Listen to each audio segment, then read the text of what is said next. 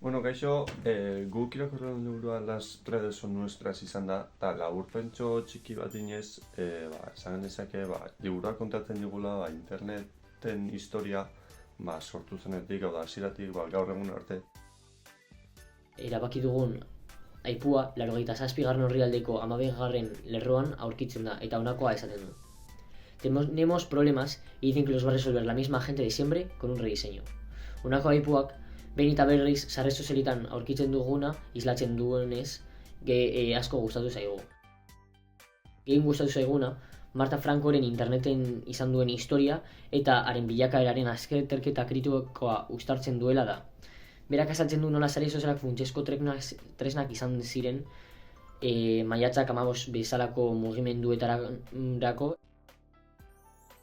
Gu gehiago ikasi dugu, edo gehiago intereseaku, gileke aipatzen da benien 3 lapurretei buruz.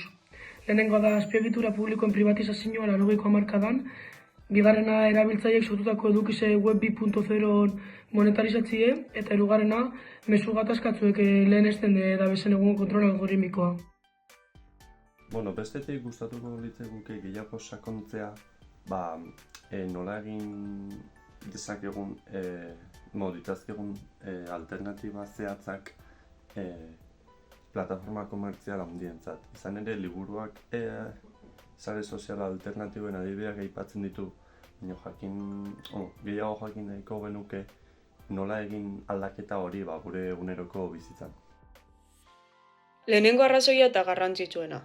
Liburu hau funtsezkoa da ulertzeko nola internet mundu hobea eraikitzeko tresna izatetik, enpresek eta algoritmoek kontrolatutako espazio izatera bihurtu den.